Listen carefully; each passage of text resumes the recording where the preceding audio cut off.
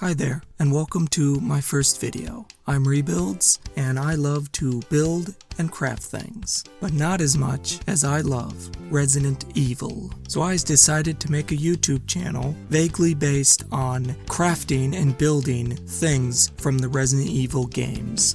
And for my first video, I will be making the iconic item box. But which one, Rebuilds? Well, there is several different designs across the series, but I thought since it's the first video, I have to follow the canon storyline. So let's make the one from Resident Evil 0, because technically that is the first game in the series.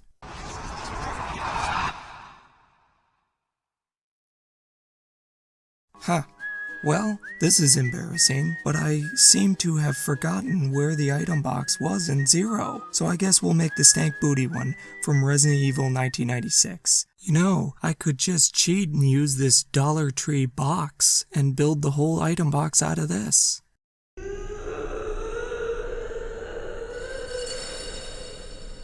Boo, I guess we're gonna have to make it from scratch. We don't want to use this scary box. Okay, so this item box is not going to just be a prop. I'm actually going to use it as my treasure box. I'm going to keep the key to my diary, maybe, the key to my safe, and maybe even the key to my heart. Regardless what I'm going to keep it in, it needs to be stupid strong, so we're going to have to use stupid strong material.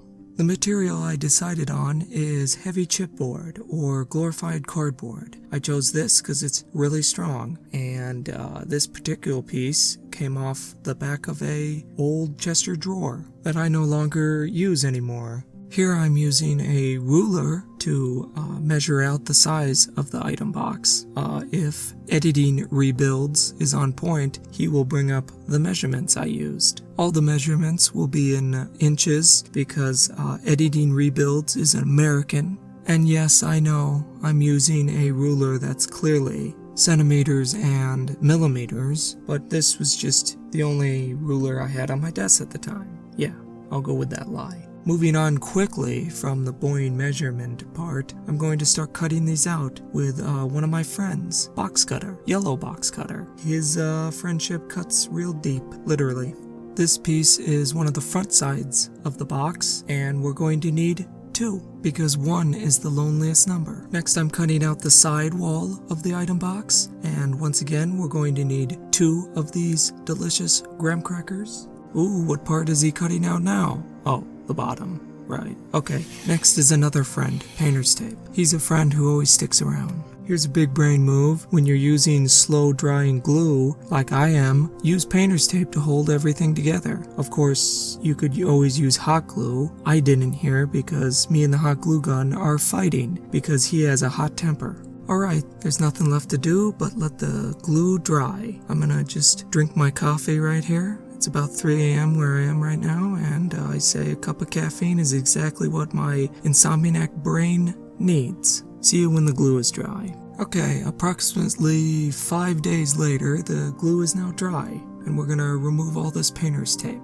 This is a good time to ask you a question. Did you click on my video because you like crafting and you never heard of Resident Evil? Well, if that's the case, my one question will be, what's wrong with you? And my second question will be, what? How do you not know about Resident Evil? Resident Evil is just like so good, and yet you people don't even know about it? What? Huh? Alright, I'll explain a little. So I'm making the item box. What the item box is basically a bank in the game. You can bank all your items. Anything you find. Health, key items, ammo, guns. You can bank them all in this box here. And they're scattered all over the levels. It's pretty awesome, and they're all connected throughout the levels. So whatever you banked in the beginning, you get at the end. Doesn't that sound awesome? Now, if you never played any of the Resident Evils, I highly recommend you play the first one, not the 1996 PlayStation one. That one's kind of janky and a mess. Play the remake, or Resident Evil Remake. You can play it on the GameCube, like whoever has a GameCube in this day and age. Play it on the PlayStation 4. It's an HD remaster, and you get the Resident Evil Remake DLC called Resident Evil 0. Now that I confused you royally through my last sentence, it's a good time to switch gears. we're going to start using these crafting sticks. I'm going to be covering the whole item box with them, to cover up the ugly graham cracker look. But these crafting sticks are too smooth and too long, so let's process them.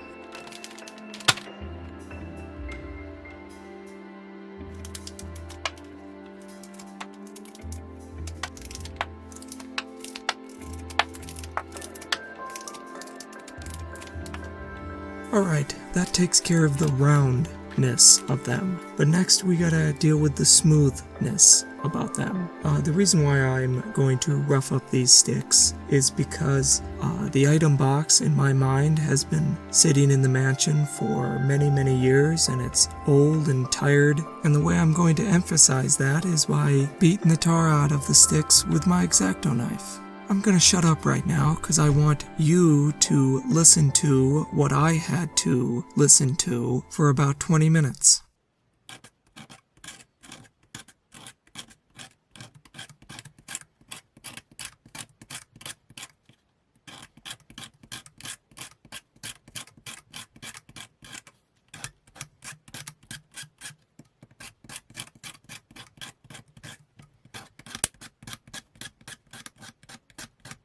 That was a very unpleasant sound, wasn't it? Imagine listening to it for 20 solid minutes. Things I do for love. Oh, you might want to save all the shavings as well. That's free crafting material right there. Alright, we have reached the part of the video where the relaxing craftin is going to take over. What is that? Well, that's when I shut my mouth and just craft to some beautiful music. So, sit back and relax for the next few minutes. We'll meet up later.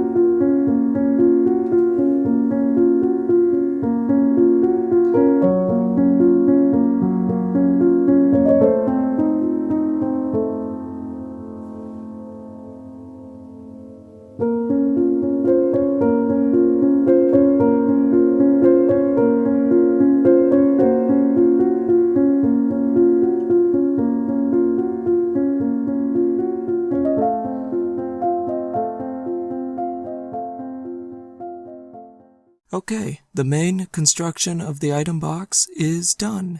And look, it actually opens. That's all because I glued 2 little hinges on the back side of the top of the item box. You can see it right here in the upper left corner of your screen. Well, you could if Editing Rebuilds actually put it in there. I'm not sure if he did or not. It's now time to paint the little box, or what I like to call experiment on the box. Why do I call it that? Because I'm not a very good painter, so every time I go to paint, it's like an experiment, because I have no idea what I'm doing. But I'm gonna pretend like I do. Okay, we're starting off this cesspool of painting right with a primer. I'm using black spray paint primer because it's cheap and it's the only one I had. I'm spray painting the whole thing, including the inside. Next, I'm jumping right into the first color. I'm painting all the wood, a beautiful dark brown, or burnt umber to be exact. I chose this dark brown because it matched the game the best. And here's what it looks like when it's all done. This is not the final color for the wood, it is just basically acting like the base coat, because I'm going to weather it later.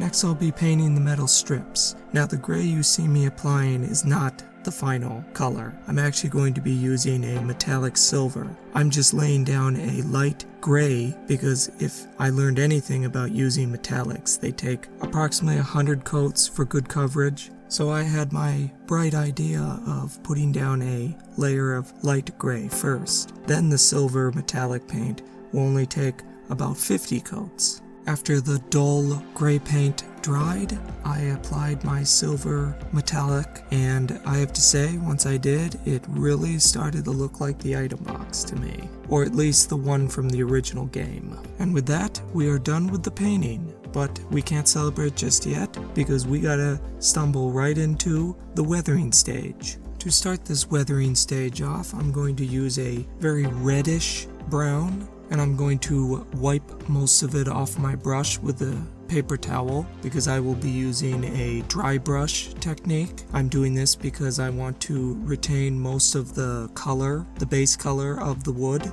This is just going to be a kiss of red-brown, and by wiping most of the paint off your brush with the paper towel, you ensure that you don't blow it by killing all your dark paint underneath. I believe Bob Ross once said that. The next installment of paint will be this ugly 1970s yellow, or the color of the vomit that the zombies throw up in Remake. I'll be applying this puke yellow just as before by wiping down the brush on a paper towel, which looks like a zombie sneezed on it, but never mind that. I went really light with this, and once that was applied, the weathering of the woods was complete, and I have to say, it came out pretty awesome actually. I'm really happy about it. It looks really gross and old, which was my intentions, so I nailed it. Next we had to weather the metal, which the obvious way to weather metal is just to paint a bunch of rust on it. We could even use the reddish brown that I used on the wood, but I didn't like that idea because I'm not a big fan of rust. Adding rust is just something that I really don't like. So we're gonna go to a different option, and that option was clearly sanding the metal. Now, I thought I could sand the silver metallic paint off and expose the black primer underneath, and it worked out pretty good, but I did get overzealous with the sanding sponge in some places, so I had to do a 180 quick turn and grab my gunmetal gray metallic paint and applied it to where I sanded right through all the paint. I used a darker metallic here because I wanted to emulate a dirty look, and it helped emphasize that this box isn't a factory fresh item but a old and decrepit one. Alright, with the painting and weathering done, we're going to switch to the item box's handle. Now, bracelet fans will recognize this as the S-hook, or the little plastic thing that holds bracelets together, but today it's part of a handle. Now, these S-hooks are pretty small, and I need them to accept a 1mm dowel, so I have to drill them out a bit. But watch out, sometimes they break. That was lame. I drilled out the S-hook, put in my dowel, and there it is, the first part of the handle. After I added another dowel and 2 paperboard strips, you can really see the concept of the handle. Next, I glued everything together with a ton of super glue. Next, I glued some wood pieces to the paperboard strips. Then I glued some rhinestone rivets to the paperboard, and after a quick paint job with the same silver metallic, I was ready to glue the handle on the item box, which meant that this build was finished. Before we roll the beauty shots, let's put some items in the item box, starting with an herb, but it's just a green herb, so it's only gonna heal our stuffy nose. The next item is the See No Evil Death Mask. We need to bank this because we never know when we're going to get the opportunity to rob a coffin. Oh hey look, it's the canteen from Remake. We can burn some zombies with this. But I always say the game is much funner to play if you don't burn any zombies. How about a little Lisa Trevor figure? Yeah, we'll bank that. The last item we'll bank is the briefcase from Resident Evil 0. Now, when I first got this briefcase in the game, I was like, whoa, cool! It takes 2 key items to open. Something special must be in this. But no, it's just a stupid key card. Who carries around an entire briefcase and only keeps one thing in the briefcase? That's crazy. That has bothered me all my life. Why, Capcom? Why only one item? Why does it need 2 key items to open? These questions need answers. So please, Capcom, comment down below and explain yourself. And anyone watching, feel free to explain it, because I need some answers. Alright, I'm done. Play us to the beauty shots, big sis.